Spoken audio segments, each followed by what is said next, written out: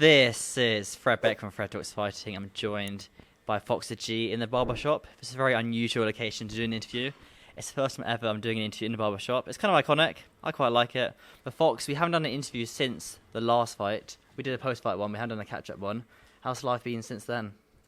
Went home for a little bit, but pretty soon after that I got the call that, yo, you're going to do this little 2v1. So it's kind of been the same old, man. Maybe had a week and a half, 2 weeks at home, but I'm right back in camp. Yeah, and I was training when I was home as well because I was staying, trickling over. So it's still camp life, really. So you didn't really have time to recover from all the jet lag? Nah, I didn't really even have time to adjust to my own time zone. I'm right back at it, man. Yeah. In terms of like your stardom now, I think your Instagram, it tripled in followers. Is that correct? When it was before the fight? Yeah, something like that. Oh no, because then the KSR are hosting it. They're doing the Misfits collabs. Yeah, It went crazy. But what was the kind of response from the boxing world, the pro boxing world from it? Am I right in saying Conor Ben retweeted or recorded something? What was that? Yeah, that was crazy. I was literally getting interviewed right after the fight, and I was still a little bit like, whoa, because if I'm honest, it all happened so quick. I was asking people, what shot did I knock him out with? I didn't even know. And so I was in an interview. I was watching the fight back, and like I opened the comments, and I just see Conor Ben, and he had commented like 3 emojis of like, whoa. I was like, okay, this is what it's like at the top. I like it. Yeah. Nice. What was it on Misfits Instagram video? It was the one that we collabed with. It was the ringside of the pow. Okay. Yeah. The little iPhone video of it. Those are the coolest ones. That was like sick. when they're filming under the ring on the iPhone and they see all of it. Those are the kind of definitely the sweetest. In terms of opponents you got offered, was the 2v1 the first option? Were there any other stipulations or opponents wise, or was that the first choice? Honestly, yeah, because it was so soon after the fight. It was kind of right away, yo, do you want to try this out? It was originally going to be 2 fights one night. I was going to fight one at the start of the night, one at the end of the night. Right. And then we were like, yeah, exactly like KSI did. But then we were kind of like, why don't we do something for the first time? We tried a 2v1, so let's see how it goes. And what are the rules of this 2v1? It's the first time ever it's been used. Yep. Run me through it. It's basically, from what I know, it's a tag team. Just a regular tag team match, but I don't have a partner. So these guys can, tag out when they get tired and whatever their game plan is. But I got to stay in there and fight both of them. But just like a regular tag team, once I knock one of them out, they're both fucked. Oh, okay. They're both done. So you don't knock one of them out, and then the other one gets in, tries their luck, and gets knocked out. It doesn't work that way. It's one man's done, then it's over. So, I mean, shit, I'm going to have to pick. I'm going to probably beat Evil Hero up pretty bad, let him go back and tag out, and then just knock Most Wanted out, really. That's the game plan. That's the game plan, yeah. Is it a heavy game plan? Is it a Spartan J game plan? Or is it kind of, let's have a little bit of fun this time? No, it's the same every single time, man. It's the same every single time. Obviously, there's different aspects. Both of these guys have their own styles. They have their own weaknesses that we have to dissect. But it's the same thing as always. It's no taunting. It's none of that. Because when you go out there like that, if I go out there like, what's his name? Prince Nassim. What's the new guy? His son, Adam Hamid. Whatever. It doesn't matter. Why is his name not... Ben Whittaker. Ben Whittaker, yeah. If I come out like Ben Whittaker, I'm doing the slap punches and all that. That's how I'm going to get knocked out. So it's the same. That's something you wouldn't do. No, I don't think so. Coach's worst nightmare. He'd probably kill me. Coach would kill me, I think. So it's the same old. Just come out there and dominate in brutal fashion and get a vicious knockout. Another highlight reel one. Another highlight reel one, exactly, yeah. What was the response from your girlfriend, your family? I know your mum was there on the white night about the knockout. Were they filming their reactions on the TV as they were watching it? A classic influencer thing to do. No, everyone was kind of the same, man. They're not really with that influencer stuff. They kind of just keep it to themselves. It's really nice, yeah. But everyone was the exact same. Everyone was very relieved, shocked. Mom cried, girl cried, girl's mom cried. Dad was just like, good shit. And then me, I was just, it was the game plan. I went out, executed it. It felt good to make it happen, but it's back to business now. Obviously, now you're on Misfits, and obviously you get paid from the fights, and it's very, very nice. Anything special you bought with the fight purse? Nah, man. Nah, I mean, we're getting a place now. Everything's an investment. The new penthouse. Yeah.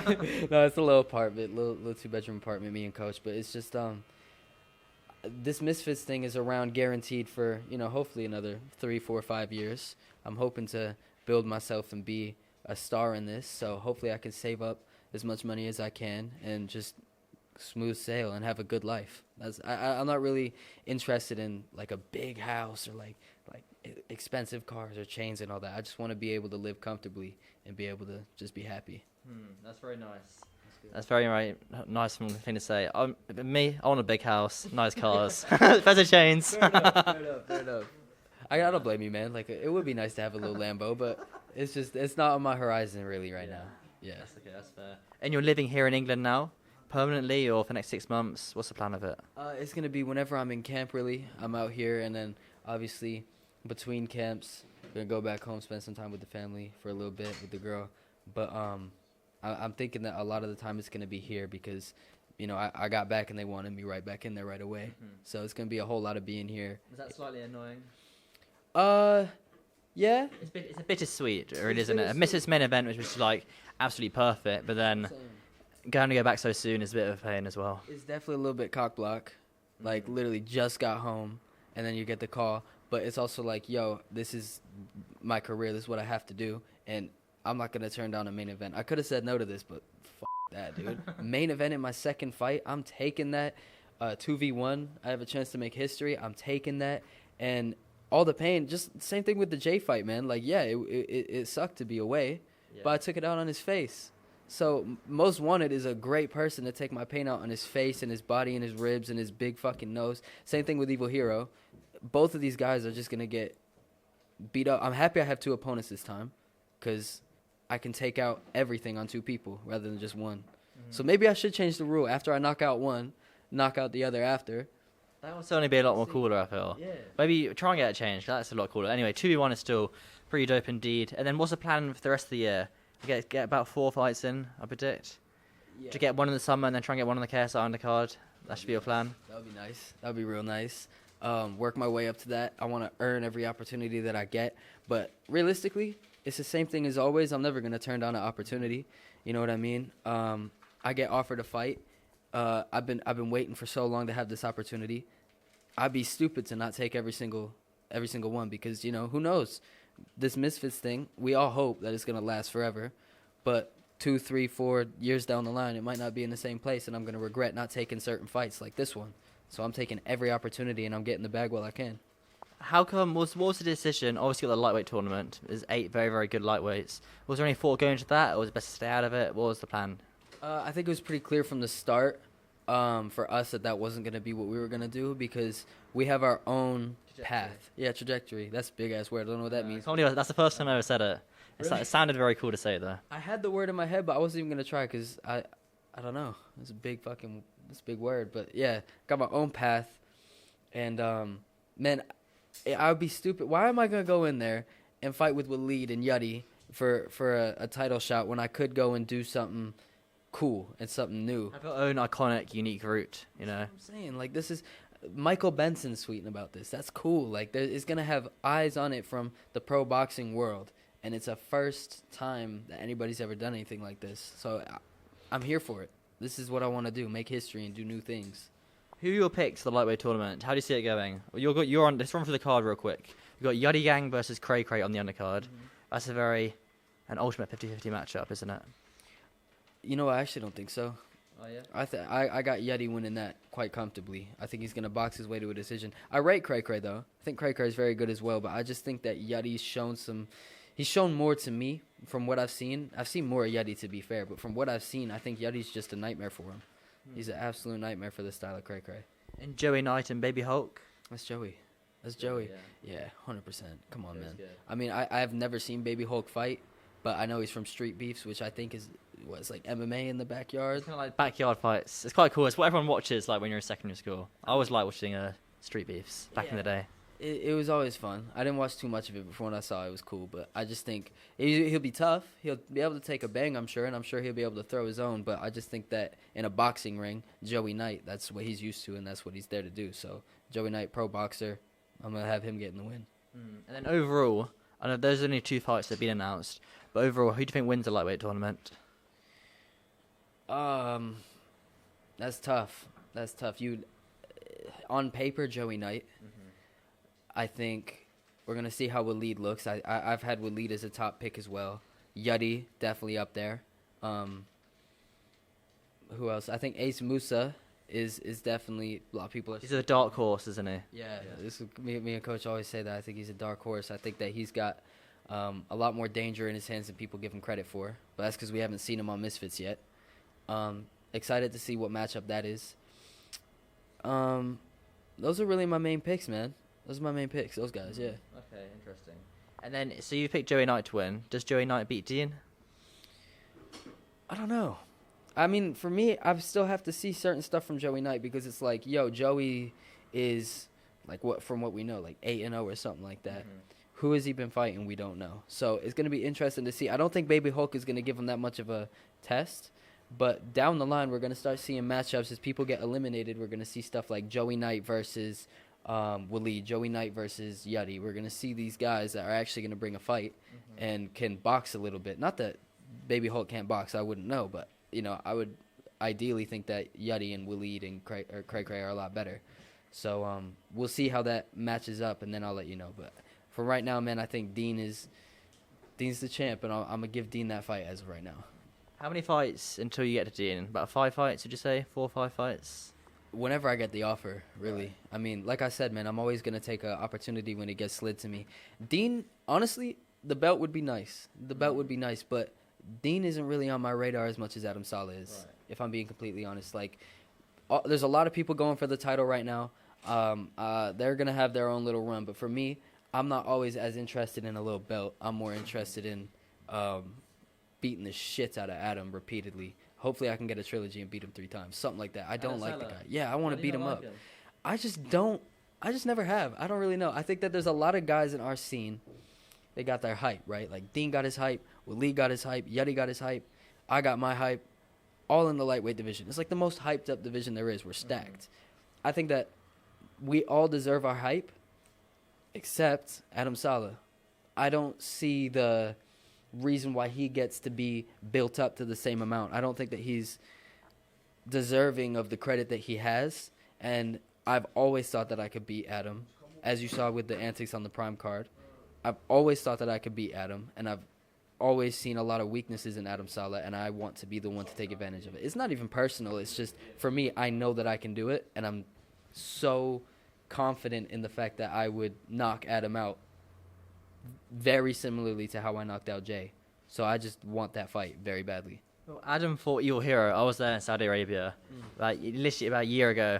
Yeah, but I think it's a year ago this week. Tommy and Jake fought, and Adam fought Evil Hero on the undercard. So I guess now you got kind of the same opponents. You can compare your fight with Evil Hero. Exactly. Adam Saleh's fighting against Evil Hero. It works out very well. Exactly. And it's a little bit different as well because I got a 2v1, so it's even tougher. It's a different Evil Hero too. I don't know what Evil Hero's bringing, but when you see the fashion that I defeat Evil Hero in compared to Adam, that's just going to speak for itself. That's just going to be like, okay, we've seen him against Jay, and now we've seen him against the same opponent as Adam, as well as him having a tag team partner. Because Evil Hero likes to quit. He quit against Adam. He quit against Dean.